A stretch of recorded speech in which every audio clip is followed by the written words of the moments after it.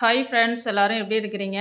இன்றைக்கி நம்ம வீடியோக்குள்ளே என்ன பார்க்க போகிறோம்னு பார்த்தீங்கன்னா, ஒரு காரசாரமான பூண்டு மிளகாய் பொடி தாங்க செய்ய போகிறோம். வாங்க அது எப்படி செய்கிறதுன்னு பார்க்கலாம். இது பார்த்தீங்கன்னா இட்லி தோசை கூட நம்ம வச்சு நல்லெண்ணெய் ஊற்றி சாப்பிடும்போது செம்ம டேஸ்ட்டாக சூப்பராக இருக்கும். அது மட்டும் இல்லாமல் இட்லி தோசை மட்டும் இல்லாமல் நம்ம பழைய சாதத்தோடையும் சேர்த்து சாப்பிடும்போது பார்த்தீங்கன்னா இன்னும் செம்ம சூப்பரான டேஸ்ட்டில் இருக்கும். ஃப்ரெண்ட்ஸ், நீங்கள் சாப்பிட்டு பார்த்துட்டு எப்படி இருக்குங்கிறத எனக்கு சொல்லுங்கள். இப்போ அந்த வீடியோ ஸ்கிப் பண்ணாமல் பாருங்கள். அதுக்கு தேவையான பொருள் என்னென்னங்கிறது நான் சொல்கிறேன். வாங்க வீடியோக்குள்ளே போகலாம். இப்போ பார்த்தீங்கன்னா ஃப்ரெண்ட்ஸ், நான் 25 கிராம் அளவுக்கு நான் வந்து காஞ்ச மிளகாய் எடுத்து வச்சுருக்கிறேன்.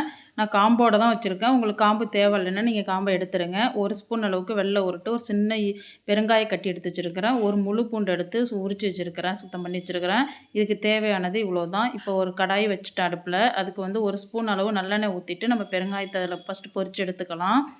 இப்போ பெருங்காயம் நல்லா பொரிஞ்சிருச்சு ஃப்ரெண்ட்ஸ். இது ஒரு பிளேட்டில் எடுத்துகிட்டு நம்ம வந்து இப்போ அந்த உளுத்தம்பருப்பை நம்ம வறுத்து எடுத்துக்கலாம்.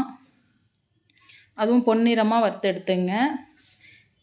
கருகிடாமல் பொன்னிறமாக வறுத்து எடுத்துங்க. இந்த அளவுக்கு வறுத்துக்கிட்டால் போதும். நம்ம வந்து இதையும் ஒரு பிளேட்டில் மாற்றிக்கலாம். இப்போ நம்ம எடுத்து வச்சுருக்கிற மிளகாயை அதிலே அதே எண்ணெயில் நான் மறுபடியும் எண்ணெய் ஊற்றலை ஃப்ரெண்ட்ஸ். அதே எண்ணெயில் தான் நான் வறுத்து எடுக்க போகிறேன். அதுவும் கரிஞ்சிடாமல் பார்த்துங்க. அடுப்பை மீடியமாக வச்சுக்கிட்டு வறுத்து எடுங்க.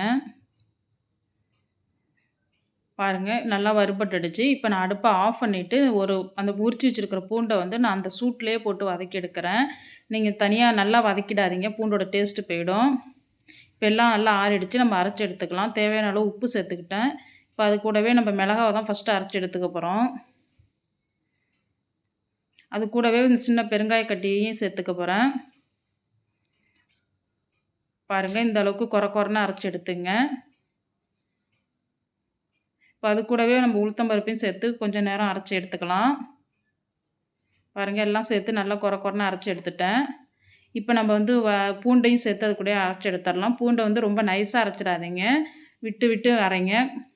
கொரப்பில் தான் அதையும் அரைக்கணும். பாருங்கள், இந்த அளவுக்கு தான் நான் அரைச்சிருக்கிறேன்.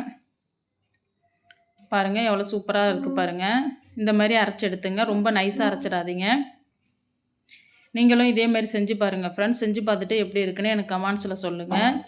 இந்த வீடியோ பிடிச்சிருந்தால் லைக் பண்ணுங்கள், ஷேர் பண்ணுங்கள், கமெண்ட் பண்ணுங்கள், சப்ஸ்கிரைப் பண்ணுங்கள் ஃப்ரெண்ட்ஸ். மீண்டும் ஒரு வீடியோவில் சந்திப்போம். பாய்.